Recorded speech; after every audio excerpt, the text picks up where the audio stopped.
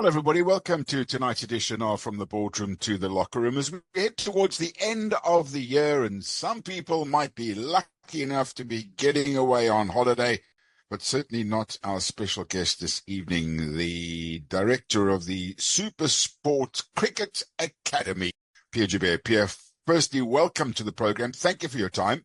Thank you. It's always a pleasure chatting to you guys. So looking forward to having a discussion. And like you say, we're still here for a while, so I need something to do. Absolutely. I mean, I was joking with you before we started the recording of this program by saying that at least you've got a seat on a boundary, but it certainly isn't a seat on the boundary to just watch cricket. There's a lot going on at the moment, isn't it? Now, look, we've got some games coming up, some internationals against Pakistan at T20 on the 13th, which is next week, Friday. Let me tell you, you talk about sitting on the boundary. I would see probably about 15% of the match, just running around, sorting some stuff out, ticket problems and all those type of things. And then we've got the Boxing Day test match, which is, I suppose, similar to the New Year's test match at Cape Town, a bit of an institution. And we've got Pakistan to visit us for that as well. So a lot of planning is happening, a lot of meetings, and we have our hands full at the moment. So, yeah, Pierre, so as you mentioned already, of course, the holiday season for you is work, man, as it is for most people working in that wonderful franchise of yours.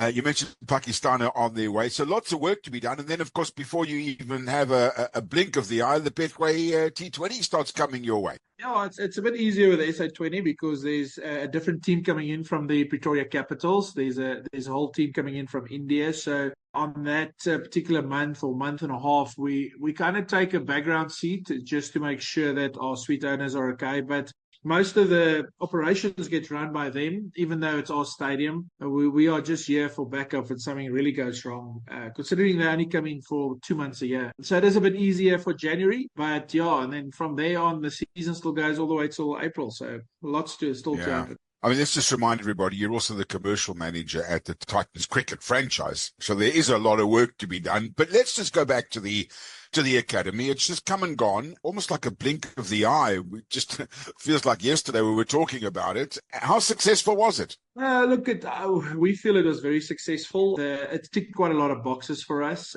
We had some challenges, like you would have in a startup business, I suppose, for the first year you do the academy. We've had very good feedback from the players and also everyone that's participated in from sponsors and stuff like that. So for us, it's been a huge success. The big challenge for us is the particular time of the year. That was a challenge, but with all the feedback we received, I'm sure the product for next year will be much better. But the most important is that big feedback that came back from the players, that the access that they had to some of the coaches were phenomenal. I remember Philippus Leroux, the guy from Ireland, saying to me, he asked the same question to 6 different coaches and got 6 different answers from a perspective point of view. So I just said to him, well, you've got to take out what works for you and then work on that. So that was a major plus point for us. So the academy went very, very well. Let's just remind everybody who might not have heard our conversation when we launched it with you, exactly what the academy was intending or attempted to achieve with these players. So what we want to do is to have a non-traditional type academy, to have players get access to international coaches. If I say international team coaches, like Pierre de Bruin helped us, the coach from Namibia. He did a session with us, and the feedback from the players was that he was exceptionally good. Ryan Marin, who was involved at Afghanistan, he helped with some fielding sessions. And then we have access to some international players who help with, striking of ball striking and what your mindset is in T20 cricket and all these type of things. So Chris Morris helped us. Maurice Arenstam from a leg spin point of view helped us. So there was a lot of these type of guys that came in, and we wanted players to have access to the knowledge that these players and now turn into coaches have built up over the years. Not just come in, have nets and do things for the sake of it. That was for us a very big thing, and it worked. So then apart from that, we also did some learning courses. So time management, there was financial management, which UPSA, there were some courses from Henley Business School, just to speak to the kids and to the players from off-field activities as well. So all of these things, we tick the boxes. We're just hoping that from our learnings now that we can make it just so much better going on to next year. Did you have the 15 players that we spoke about coming through this time? Yeah, so I think we need to focus a little bit more on international. We don't want to neglect the local, but that time of the year, there's a lot to do with exams. So what would happen? Not often did we have all 15 together, considering some of them are still at school. And I use the Marcus Bakker example, who's still at Waterkloof High School and good player, and the Capitals wanted him to be part of our academy. So he joined when he could and had access to the coaches, obviously, at a later stage. But we want to almost focus more on international cricketers for next year because purely of the fact that they come to an end of their summer. So if they want to come and upskill themselves, they can come this way. And I guess also, I mean, let's be honest, it's not cheap to put something like this on, and it's not cheap to enroll in something like this. So with your strength of your pound or dollar, it must make it relatively, no, I wouldn't say easy, but make it easier for an overseas player to come here than it is for a local player to afford it. Yeah, you make a very good point, and hence the fact that we've decided to have a local rate and international rate. We feel a bit like game farms now. You go to a game farm, you've got an African rate and you've got an international rate. So we try and accommodate, some of the locals, but I got to agree with you. The pound and the dollar is so strong that for them to hop across is for free. It does take a bit of money, and we then rely on sponsors like Rashida Plastics and Laka Biltong and these type of guys that came on board as the main sponsor. So they make a lot of things possible. They make the tours possible to Cape Town. They make the tours possible to Durban. They create opportunities for kids to see the country. So all those type of things play a role. So we've got to thank them as well. But it is not a cheap exercise at all. Tell us about those tours, because, I mean, it wasn't just playing cricket. I mean, some of the venues, Western Province, Borderland and KwaZulu-Natal, wonderful hot spots in our beautiful country. Yeah, look, we've got a beautiful country, and that's one of the things that we wanted to showcase. Durban, true to itself, we went to the Midlands, and she decided to give us some rain. So that's probably the only thing that rained off. But Cape Town was beautiful. We played at Paul Roos School, which, I mean, you don't get more picturesque than that, the mountains in Stellenbosch. So we'll try and do different fields and different opposition next year. Like I say, we've learned a hell of a lot for how long to go, what not to do, what to do. So it will be a bit more streamlined. But we made a lot of friends going down to these venues. So and they were very happy. People who just want to play cricket and just want to compete and just want to welcome people into their environment and show you what they're about. And even for them, we've got to give a lot of thanks. Andrew Stradom at the Dolphins and Dion Boerters at Paul Roos and even the guys at Boland. They welcomed us into their area and made us feel very welcome. So it was a big, I could say, plus for the players just to experience traveling as a professional outfit.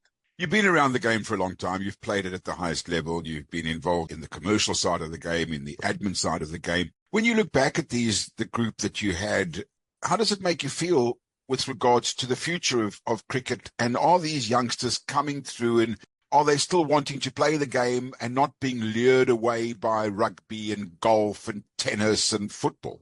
No, the guys that we've had are very much through and through cricketers. That's what they want to do. I remember the very first time I met all of them in the change room, I said, I would like you to take two things from these 3 months. Number one is make as many friends as you can, because that is probably the most valuable asset that you'll take from this thing. And the second thing is learn as much as you can in a short space and then kind of back each other on the field. And a lot of these guys just wanted to play cricket. They just wanted to be involved in cricket. I mean, some of them worked during our match days. And he kept coming to me and said, what can we do now? What can we learn now? So they were very much like sponges when it came to information. So for me, I think your top cricket players and some of these top cricket players will still come through the system without a shadow of a doubt. We see specialization from a very early age, which I don't necessarily agree with, but once a guy sets his heart to it, anything can be achievable. So I am very positive about the future. I just think it's about creating opportunities for these cricketers and creating the right opportunities, because that's the difference. Not just playing people for the sake of it, making sure that you're actually upskilling and helping young cricketers to become the better version of themselves. You used the word age there, and you've led me into the question that I've been urging to ask you, what are your thoughts of this 13-year-old who will be a 14-year-old kid who's just been snapped up in the IPL? I mean, I just think to myself, at 13 or 14, and one of these quickies at 145 kilometers an hour comes in to bowl at them. I mean, never mind. It's dangerous. Now, look, I'll be honest with you, I've got an 11-year-old son, and to think that this kid is 2 years older than Yeah. he is, and he's going to be, facing some of these quicks, it's phenomenal. Look, I've never seen a kid play, but you won't get snapped up if you're not any good. But yeah, I've always been of the opinion if you're good enough, you're old enough. So it doesn't matter if you're 36. I mean, you look at Faf du Plessis and the cricket he's playing at the moment. Probably, so he's so fit, he probably played till he's 50. But what I'm saying is, now you've got the other side of the sword, and it's just brilliant. If you're good enough, you're old enough, and it's great to see these kids come through. But you're just wondering what you were doing at the age of 13. I can't even remember thinking that you would play in a big tournament like that. So it's phenomenal, and it is. Yeah, let's see how he goes. Yeah, I can just imagine what the poor kid must feel like when he walks out in Mumbai or at Eden Gardens and there are 100,000 people screaming his name, or maybe not, screaming somebody else's name. You have to be a real special character for somebody to snap you up like that. But I guess the IPL franchises are almost similar to the Barcelonas, Real Madrids, Liverpools, and Manchester Uniteds of the world, where they look for these 10, 11, 12-year-olds and buy them for the future so that when they do get to 18 or 19, they're not paying them millions of dollars like they've paid for Rishabh Pant to come and play for them. 100%. I think it's the world's become so small, and you're getting recognized, at a much younger age with all the videos. I mean, mom and dads make videos, and saw guys get snapped up just because someone put videos on social media and he hit one good six or something like that. So it's so small, and you can get recognized so quickly. But it shows you how quickly it can happen. So often we get players coming to us and say, when am I going to get an opportunity? When is someone going to see me? And I keep saying to them, guys, if you are playing, you are in the shop window all the time. So you just never know how quickly something like that can happen. I mean, here's a 13-year-old kid. He's still at school. I mean, he would have never thought that he'll play in an IPL. And look at him go now. So, anything can happen. The world's your oyster if you're a good cricketer now, especially if you can bowl fast or you're a mystery spinner. Then you're there for the taking and to make a lot of money and play a bit of cricket. One thing that has come out of the last couple of months since last we spoke is the promotion of Mandla Mashibi up to the Protea Ladies setup. He was involved, wasn't he, in your academy? Was the head coach at the Mensa Multiply Titans. Look, I know Mandel's, we played together, so he's a good friend of mine. And I actually rang him because he didn't tell me. So we saw each other in the corridor, and then got into my office, and I got a text message from Jock that he's gone to the ladies. And I was like, so I rang him, and I obviously used some choice words to say, why don't you just tell me when I was seeing you, But I'm extremely happy for him. He's just a good human being. He's just one of those guys that attract the positiveness. So I'm very happy for him. I'm sad to see him go from a Titans point of view, but I think he'll make a difference there. He's larger than life, and his persona, he's confident. So I think he'll do very well in a system, I think, that needs some new ideas at this stage, because they've got some good players. So I wish him well, and watch his space, because he's just a good human being, and he's going to turn those ladies into a proper unit. Yeah, and I mean, look, they've made 2 World Cup finals. Okay, they've lost both, but be that as it may, they've got to both of those. Fantastic semi-final win. How's your ladies going along at the Titans, and is there any possibility of a ladies' academy in the near future? Yeah, I'm very happy that you brought that up. That is something that we are pursuing at the moment. A lot of the franchises are very young in having professional ladies, so it is the fastest growing side of cricket. We've got Fidelity that's involved with our ladies, and also Renault. So, as far as sponsorships are concerned. So, very young. We've got some good players. We don't often see them, the Bosches, the Wolfarts and those. But it's a young unit. It's also a new coach that we've got. And like I say, Gordon is doing a good job. He's very new, so they've got to get used to him. So I wouldn't say they're motoring along. We've introduced a lot of professionalism to them. There's some targets as far as fitness and all these things, which is stuff that they weren't used to. And it's getting used to that they've got to start growing from now. But it is an area that we are very fond to support, because we see it as a big not just upliftment of the game, but also a commercial entity that's going to develop a bit later. So it is a big part of our jobs now. Yeah, but I mean, I don't have the stats in front of me, but just by watching and seeing the balance of male and females in the crowds, not just at Supersport Park, but everywhere around the country now for big games, it's almost like 50-50. And sometimes you almost feel as though there are more young girls there than there are guys. Well, I'll tell you an absolutely heartbreaking story. I think women has overtaken men at Supersport Park, and the reason why I said that, we had to change two of the toilets into ladies' toilets. There you go. So stats will prove that. But yeah, we had a lady that rang me and said that she's got three young girls, and they're coming to the cricket for the first time.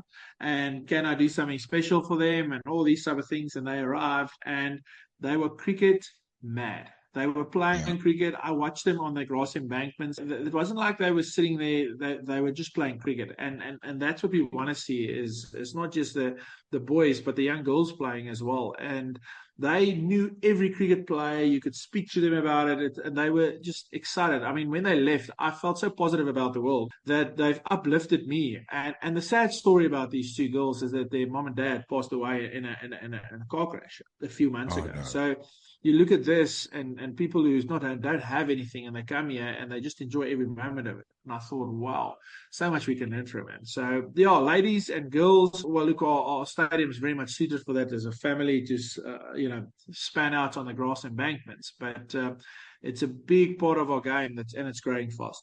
Yeah, I mean, I said this to you before, and I say this in every interview. I've got Newlands running through my veins, and it's the ground that I grew up on and all the rest of it. But I have to admit that grass embankment and that family vibe that you have at Supersport Park is very, very special. And long may it continue. I mean, I know stadiums need seats and they need bums in seats and all the rest of it. But I guess as commercial manager, you have to balance out your facilities versus your participation in terms of customers. It's interesting. We did an April Fool's joke, must be about 10 years ago now, if Yeah. not longer, and said that we're going to enclose the pavilion and we're going to take away the grass embankments. We got literally hate mail from people saying, why are you doing that? So it is extremely popular. I don't think that's something that will ever change at Supersport Park.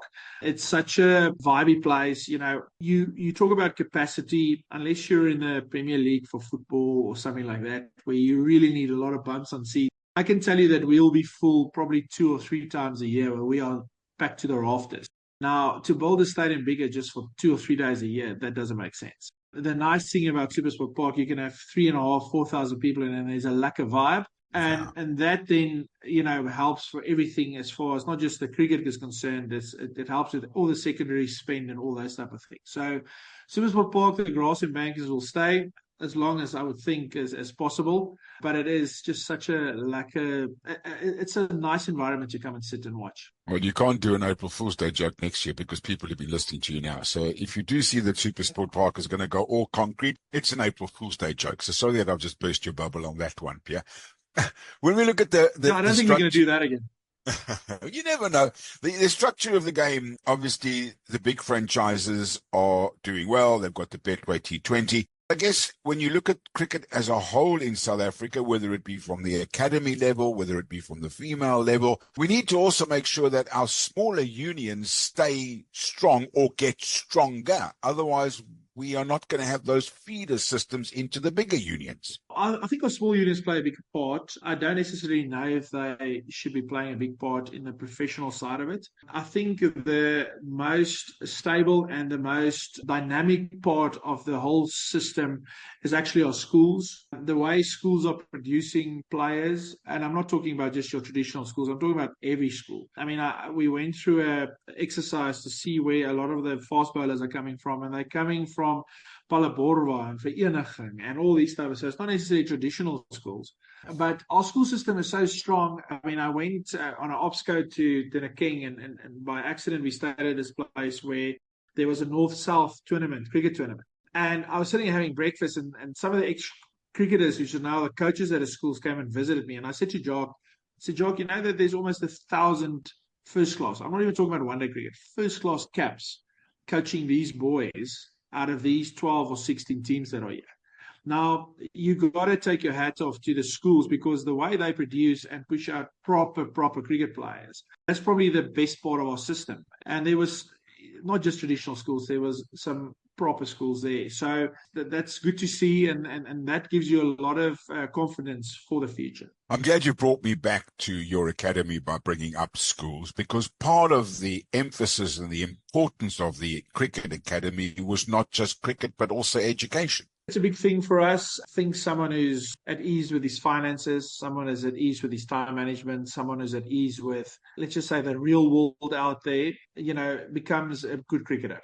It was important for us to give them some form of education, as far as whether it's an umpiring course or a coaching course, or something about finances, just something, because if just one thing sticks in their heads, then it will be easier, for him to grow later as a cricket player. If you've got a focus that's more wider than just cricket, then you suddenly get a much better cricket player. So the education part of it was very, very important. The minimum amount that we adhered to was 90 hours.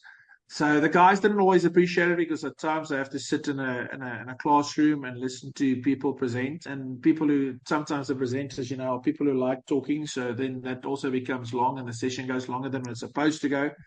But the education part was extremely important for us, just to make sure that there's holistic cricketers, moving out of the academy. So how does it work now? The guys that were involved this year, are they allowed to come back next year? Are you expecting any of them back? Applications for next year open? We'll start now, which is beginning of January, to try and send out, overseas and applications and those type of things, forms. What we want to do is identify some of the cricketers from this year to come back next year.